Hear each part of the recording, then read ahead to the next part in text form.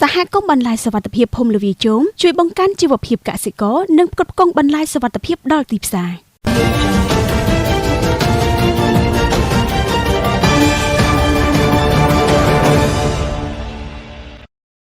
សហគមន៍បន្លែសុវត្ថិភាពភូមិល្វាជោមស្ថិតនៅឃុំត្រពាំងឫស្សីស្រុកកំពង់ស្វាយខេត្តកំពង់ធំកំពុងបង្ហាញពីភាពជោគជ័យក្នុងការផលិតបន្លែសុវត្ថិភាពដែលមិនត្រឹមតែផ្គត់ផ្គង់ទីផ្សារក្នុងខេត្តប៉ុណ្ណោះទេប៉ុន្តែថែមទាំងជួយលើកកម្ពស់ជីវភាពរបស់កសិករឲ្យកាន់តែប្រសើរឡើងផងដែរក្នុងឱកាសចុះសិក្សាស្វែងយល់នៅសហគមន៍នាល្ងាចថ្ងៃទី6ខែសីហាឆ្នាំ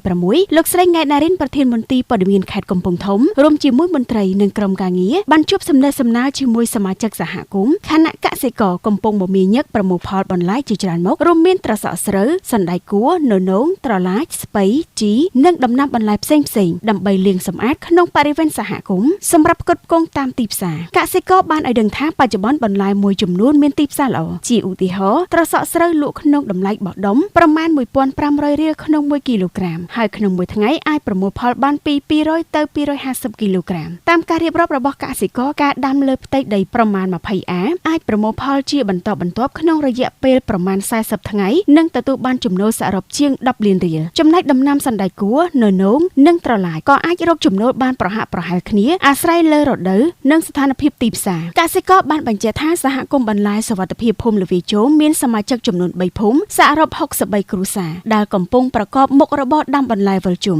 ភាពរីកចម្រើននេះគឺទទួលបានការគាំទ្រពីមន្ទីរកសិកម្មរុក្ខាប្រមាញ់និងនេសាទមន្ទីរពាណិជ្ជកម្មអង្គការ AIMS និងអង្គការដៃគូផ្សេងទៀតតាមរយៈការបណ្ដុះបណ្ដាលបច្ចេកទេសផ្ដល់ពូជផ្ដល់សម្ភារៈកសិកម្មនិងពង្រឹងសមត្ថភាពគ្រប់គ្រងការផលិតដោយឡែកកសិករមួយរូបនៅភូមិស្នែងក្របីដែលប្រកបមុខរបរដាំស្ពៃនិងស្លឹកជីជាដំណាំរួមផ្សំជាមួយការធ្វើស្រែបានឲ្យដឹងថាគាត់អាចប្រមូលផលរៀងរាល់1ទៅ2ថ្ងៃម្ដងដោយទទួលបានចំណូលប្រមាណក្រោម 10,000 រៀលដោយដំណាំស្ពៃពិបាកដាំក្នុងរដូវវស្សាទោះជាយ៉ាងណាក្ដីចំណូលនេះអាចជួយសម្រាប់ផ្គត់ផ្គង់ការសិក្សារបស់កូននិងការចំណាយប្រចាំថ្ងៃក្នុងគ្រួសារទន្ទឹមនឹងនេះគាត់បានស្នើសុំឲ្យមន្ទីរជំនាញនិងដៃគូអភិវឌ្ឍជួយគាំទ្រការសាងសង់រានរងដាំបន្លែឲ្យខ្ពស់ពីដីដើម្បីអាចបន្តផលិតនៅរដូវវស្សានិងពង្រីកមុខរបរឲ្យមាននិរន្តរភាពបច្ចុប្បន្នបន្លែសុវត្ថិភាពពីសហគមន៍ភូមិល្វាជោមត្រូវបាននាំចែកចាយទៅកាន់ទីផ្សារនានាតាមបណ្ដាស្រុកមួយចំនួនក្នុងខេត្តកំពង់ធំនិងបណ្ដាខេត្តជាប់ព្រំប្រទល់លើពីនេះអាជ្ញាធរខេត្តក៏បានរៀបចំផ្សារចុងសប្ដាហ៍បច្ចុប្បន្នហៅផ្សារផលិតផលខ្មែរដើម្បីឲ្យកសិករនាំយកផលិតផលខ្មែរមកតាំងបង្ហាញនិងលក់ដោយផ្ទាល់ជួយពង្រីកទីផ្សារនិងបង្កើនទំនុកចិត្តរបស់អ្នកប្រើប្រាស់ចំពោះបន្លែសុវត្ថិភាពក្នុងស្រុកកសិករបានអំពាវនាវដល់ប្រជាពលរដ្ឋបន្តគាំទ្រផលិតផលកសិកម្មខ្មែរ